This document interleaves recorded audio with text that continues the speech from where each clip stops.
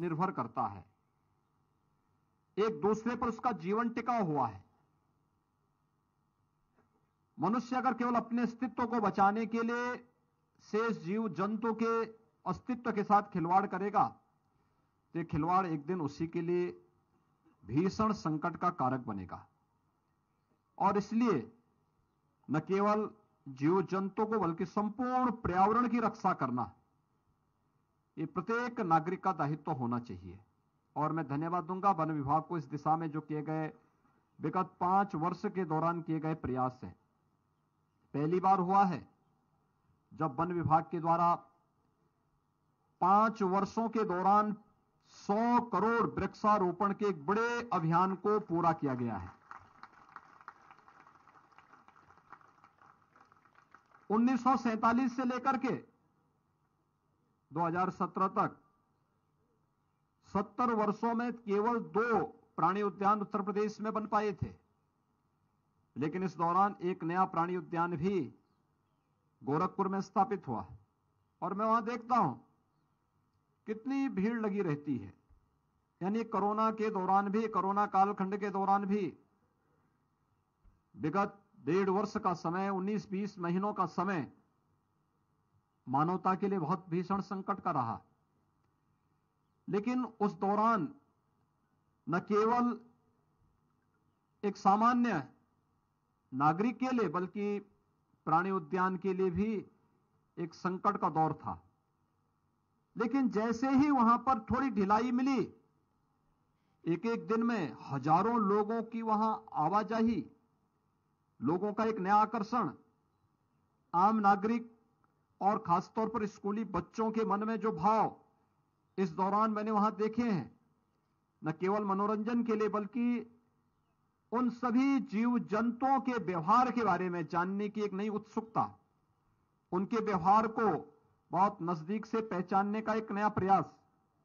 और इस पूरे अभियान को ध्यान में रख करके जब कोई व्यक्ति चलता है तो वह समाज अपने आप ही जीवंत तो होता हुआ दिखाई देता है और जीवन चक्र को, प्रकृति के इस जीवन चक्र को बचाने के लिए उसके मन में उसी प्रकार की भावनाएं भी देखती हुई पाई जाती हैं। लेकिन एक अद्भुत कार्य है कि 5 वर्ष के दौरान 100 करोड़ वृक्षारोपण प्रदेश के अंदर होना वन विभाग के लिए यह एक चुनौतीपूर्ण कार्य था। लेकिन वर्ष दर वर्ष यह आंकड़े बढ़ते गए, उनके संरक्षण की स्थिति को और अच्छे ढंग से आगे बढ़ाने का प्रयास हुआ। और देखते ही देखते भले विगत 20 माह का समय हम सबके लिए कोरोना महामारी के कारण संकट का रहा हो, लेकिन उस सब के बावजूद वन विभाग ने इस दौरान जो एक लंबी दूरी तय की, मुझे याद है जब इटावा के सफारी में, वहां के लायन सफारी में, वहां पर कोरोना की चपेट में कुछ लायन आए थे तो हम लोग उससे थोड़ा चिंतित हुए थे। लेकिन देखा हमने धीरे धीरे करके उन्होंने रिकवरी की और अंततः वे सभी स्वस्थ हुए। यानी एक बड़ी अच्छी स्थिति। और कैसे उनका वहां पे उपचार हो रहा था, ये उत्तर प्रदेश के अंदर देखने को मिला। न केवल मनुष्य को बचाया गया बल्कि अगर कोई प्राणी भी इस वैश्विक महामारी की चपेट में आया है तो उसको बचाने का कार्य भी हुआ। हमने इस दौरान इको टूरिज्म के बहुत सारे ऐसे क्षेत्र चिन्हित किए जिस पर और बेहतरीन तरीके से कार्य हो सकता था, लेकिन उस पर एक ब्रेकर का काम कोरोना बना। लेकिन हमें अपने प्रयास को और अच्छे ढंग से आगे बढ़ाने की आवश्यकता है। लेकिन प्राणी उद्यान लखनऊ के लिए 100 वर्षों की जो यादगार पारी है, ये बहुत शानदार पारी है। और मुझे लगता है कि पिछले उन सभी स्मृतियों को बनाए रखने के लिए कुछ ना कुछ नयापन यहां पर लाने की आवश्यकता है। कुछ ना कुछ नया दिखना चाहिए। और उस दिशा में क्या प्रयास हो सकते हैं, कौन लोग थे, या जो यहां पर हमारे पश्चात में अभी यहां के पूर्व निदेशक हैं, प्रशासक हैं, जो अवकाश प्राप्त करने के बाद अपने स्वयं के घर गृहस्थी के कार्यों में व्यस्त हैं, उनका कुछ समय लेकर के न केवल लखनऊ के लिए बल्कि अन्य प्राणी उद्यानों के भी कैसे हम इसको बहुत अच्छे ढंग से वैश्विक मानचित्र पर उस मानक के अनुरूप आगे बढ़ाने में योगदान कर सकते हैं। दूसरा, प्रदेश में इको टूरिज्म की जो संभावना है, इसको आगे बढ़ाने में भी हम पर्यटन विभाग के साथ मिलकर के कैसे इन कार्यक्रमों को आगे बढ़ा सकते हैं। समय समय पर अलग अलग संस्थाओं के साथ हमारे एमओयू हो, वहां के बच्चों को यहां पर आमंत्रित करने की व्यवस्था हो, वन्य जीवों के प्रति उनके मन में एक भाव पैदा हो, इस पर एक नई डिबेट और एक चर्चा परिचर्चा को आगे बढ़ाने का कार्यक्रम हो। इस पर लेखन और पेंटिंग की इस नई प्रतियोगिता को अलग अलग स्तर पर आगे बढ़ाने का एक बृहद कार्यक्रम हो। ये केवल शताब्दी वर्ष पर नहीं, बल्कि हमारे रूटीन कार्य का हिस्सा बनना चाहिए। अगर हम इसको आगे बढ़ा पाएंगे तो वन्य जीवों के प्रति आम जन के मन में जो धारणा है वह बदलती हुई दिखाई देगी। मैंने इस बात को बहुत नजदीक से देखा है कि कोई भी वन्य जीव मनुष्य को नुकसान नहीं पहुंचाना चाहता है, बशर्ते अगर मनुष्य से उसको स्वयं खतरा न हो तो वह कोई संकट पैदा नहीं करता। लेकिन जब हम अपने स्वयं के विस्तार के लिए, अपने स्वयं के अस्तित्व को और अपने स्वयं की खुशहाली के लिए किसी भी जीव जंतु के व्यवहार में हस्तक्षेप करते हैं, उसके कार्य क्षेत्र में हस्तक्षेप करते हैं, तो स्वाभाविक रूप से वह भी अपनी सीमाओं का अतिक्रमण करते हुए दिखाई देता है। हम सबको इस व्यवहार को समझने की आवश्यकता है। लखनऊ प्राणी उद्यान को और अच्छे ढंग से आगे बढ़ाने के लिए एक विस्तृत कार्य योजना बननी चाहिए। यहां से जुड़े हुए उन सभी स्मरणीय क्षणों को आगे बढ़ाने की आवश्यकता है जो आने वाले समय के लिए भी एक प्रेरणादायी बन पाएगा, आने वाली पीढ़ी के लिए भी एक नई प्रेरणा बन पाएगा। हमारे स्कूली बच्चे बड़ी संख्या में आज यहां पर उपस्थित हुए हैं।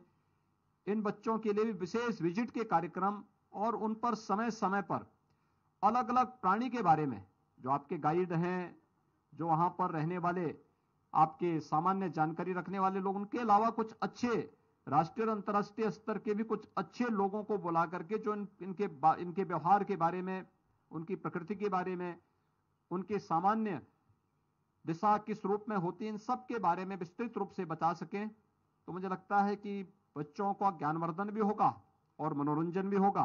साथ साथ जो कि इनकम को बढ़ाने में भी काफी मदद इससे मिल पाएगी। मैं एक बार फिर से यहां पर स्टेट बैंक ने और बैंक ऑफ बड़ौदा ने इस पूरे कार्यक्रम के लिए अपना योगदान दिया। ये सभी संस्थाएं अपने CSR मद से निरंतर सहयोग करती हैं। कृषि कानून वापसी का बिल संसद के दोनों सदनों से पास हो चुका है, यानी तीनों कृषि कानून संसद से रद्द हो चुके हैं। अब इंतजार राष्ट्रपति की मंजूरी का है। संसद के कृषि कानूनों की वापसी को लेकर किसानों की क्या राय है और अब उनके आंदोलन का क्या होगा, इस पर हमने किसानों से चर्चा की। सबसे पहले आपको लेकर चलते हैं गाजीपुर बॉर्डर। नमस्कार, किसान पंचायत में आपका स्वागत है। मैं हूं अनुपम। गाजीपुर बॉर्डर पर हम मौजूद हैं, जहां पर पिछले 1 साल से लगातार किसानों का आंदोलन चल रहा है।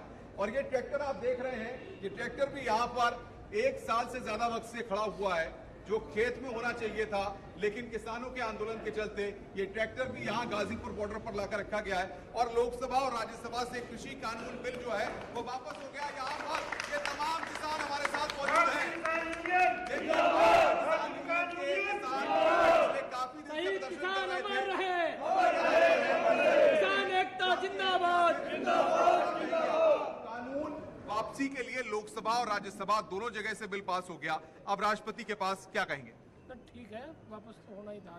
सरकार का धन्यवाद है कि वापस कर रही हो। MSP पे कानून और बढ़ावा है, जो हमारे किसानों की मांग है, जो हमारे किसान जत्थेबंदी ने वो दिया है, उस पर भी काम करें। और हमारी जो सरकार है, भारत सरकार किसान सरकार से बात करें और इसे मुद्दे को निपटावे। साल भर हो लिया, 750 किसान जो है शहीद हो लिए। इसमें सरकार को सोचना चाहिए। प्रधानमंत्री कह रहे थे कि हम किसानों के हित के लिए फैसले ले रहे हैं। उन्होंने जाना कि अगर इन कानूनों को हम रखेंगे तो किसान नाराज रहेंगे और वो नहीं चाहते थे, इसीलिए ये पहल की गई। भरोसा जता सरकार के लिए आप? हाँ बिल्कुल, मैं कमांडो ऑफिसिंग जिला अध्यक्ष अलीगढ़ से हूँ और ये उम्मीदें थी इनसे ऐसा करने की। हम 1 साल से बैठे हुए हैं, लेकिन सराहनीय इसलिए नहीं है, शाबाशी तो है धन्यवाद भी है, लेकिन सराहनीय इस चीज की नहीं करूंगा, क्योंकि हमारा जो मुख्य मांग थी वो एमएसपी की थी। 70% जो समस्या है किसानों की वो एमएसपी से खत्म होगी। कृषि कानून जो इन्होंने थोपे थे, जिसे काले कानून शुरू से कहते आ रहे हैं हम, उनको वापस किया गया है। तो अभी किसानों को कुछ आप अभी तक तो बिल की बात कर रहे थे, अब सरकार ने जब बिल वापसी के लिए कर दिया और लोकसभा और राज्यसभा दोनों जगह से मोहर लग गई, तो अब आप एमएसपी पर घर वापसी के लिए कहा था कि बिल वापसी तो घर वापसी नहीं, साथ में नहीं था, एमएसपी साथ ही थी।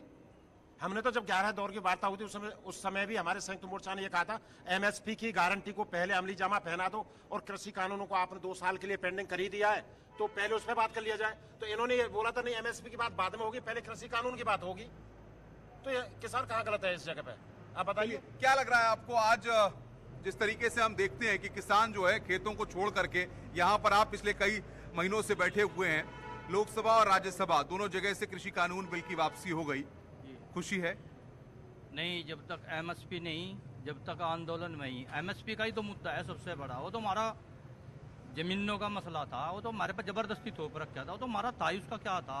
हमारा तो जो कुछ है एमएसपी है। एमएसपी पे कानून गारंटी का बनना चाहिए, जब किसान खुश होगा जाएगा वो रहता है। अगर कानून एमएसपी पे नहीं बना तो किसान नाराज जुगा जुराएगा ऊपर ही। अच्छा, क्या लगता है आपको, सरकार के लिए लोग कह रहे थे कि सरकार जो है वो किसानों को नाराज कर रही है, लेकिन प्रधानमंत्री ने जब संबोधन दिया, बड़ा दिल दिखाया, और जिस तरीके से लोकसभा और राज्यसभा दोनों जगहों पर मोहर लग गई, भरोसा तो है सरकार पर?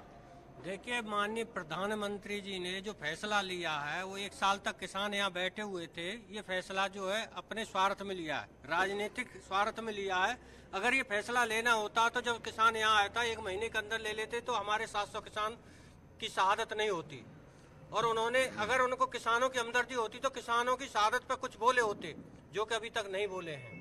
अच्छा, किसानों के हित के लिए सरकार कह रही है कि हमने फैसला लिया है, क्योंकि किसानों का हित सर्वोपरि है, किसानों का हित पहले है, और इसीलिए ये शीतकालीन सत्र के पहले दिन ही लोकसभा और राज्यसभा से पास करा दिया गया। नहीं, ये बात तो सही है कि किसान के हित में लिया गया, मगर जो कानून थोपे गए थे किसान ने तो वो मांगे नहीं थे।